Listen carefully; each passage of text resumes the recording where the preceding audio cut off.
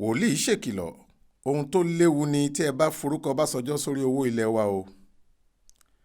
Wòlíì ìjọ kan tí wọ́n ń pè ní Evangelical Spiritual Church INRI Primate Elijah Ayọ̀délé ti kìlọ̀ fún Àtíkù tó sọ pé kí wọ́n fi orúkọ Ọbásanjọ́ sórí owó ilé wa kí wọ́n má dán wò rárá.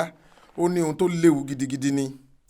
Ọkùnrin náà ní ohun tó ń béèrè fún yìí àjálù burúkú àti ìfàsẹ́yìn ni yóò mú bá ọrọ̀ ajé ilé wa bí wọ́n bá lè fi àwòrán Ọbásanjọ́ sórí owó ilé wa. Nínú ìjọ rẹ̀ ló ti sọ̀rọ̀ yìí lásìkò tó ń wàásù lọ́jọ́ àìkú Sunday ọ̀sẹ̀ yìí gẹ́gẹ́ bí ìwé ìròyìn PM News ṣe sọ.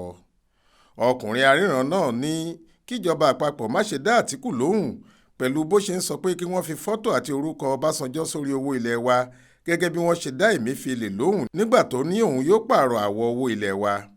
Ó ní owó wa yóò bàjẹ́ ju bó ṣe wà yìí lọ, ìnira àti wàhálà yóò pọ̀ sí i bí wọ́n bá lè fi orúkọ Ọbásanjọ́ àti àwòrán rẹ̀ sára owó náà. Ọkùnrin aríran yìí bẹnu àtẹ́lu Àtíkù.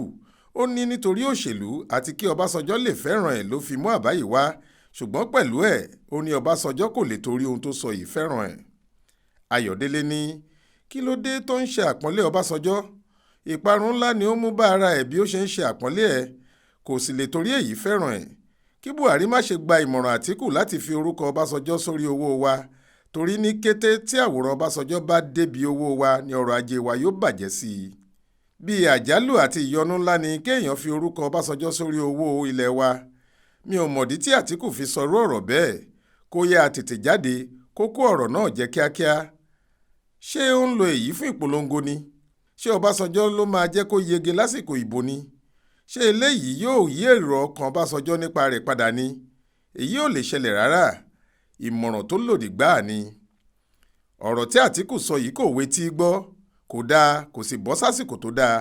Nítorí ní kété tí orúkọ Ọbásanjọ́ bá wọ ara owó ilé wa, ìnira àti gbèsè tí kò ní ṣe san tán ni yóò bá ọrọ̀ ajé ilé wa. Owó náírà yóò sì bàjẹ́ pátápátá.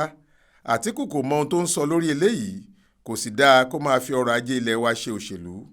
Ó wáá rọ Buhari láti má tẹ́tí sí Àtíkù gẹ́gẹ́ bó ṣe tẹ́tí sí olórí báǹkì àpapọ̀ ilé wa Godwin Emefiele lórí títún owó ilé wa ṣe. Ó ní èyí kì í ṣe ọ̀nà àbáyọ, bẹ́ẹ̀ ni kò lè mú ohunkóhun jáde. Wòlíì yìí ní Ọlọ́run ló yẹ ká gbàdúrà sí kó ṣe àgbédìde ọrọ̀ ajé wa.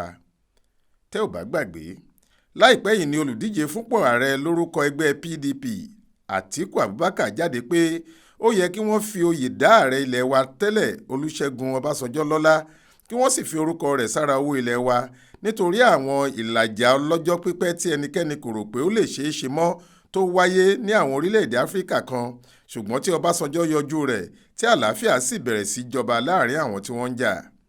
Ní bí ọ̀sẹ̀ méjì sẹ́yìn ni olórí báǹkì àpapọ̀ ilé wa CBN Godwin Emefiele kéde pé àwọn fẹ́ kí owó ilé wa gbé àwọ̀ tuntun wọ̀. Lára ìdí tó fi ní eléyìí ṣe pàtàkì ni pé àwọn owó tó wà níta ti dọ̀tí. Ọ̀pọ̀ awuyewuye ló ti ń wáyé lórí eléyìí, ṣùgbọ́n ààrẹ Buhari jáde lẹ́yìn ọjọ́ díẹ̀ tí wọ́n ti ń fa ọ̀rọ̀ náà pé òun ṣàtìlẹ́yìn fún ìgbésẹ̀ náà.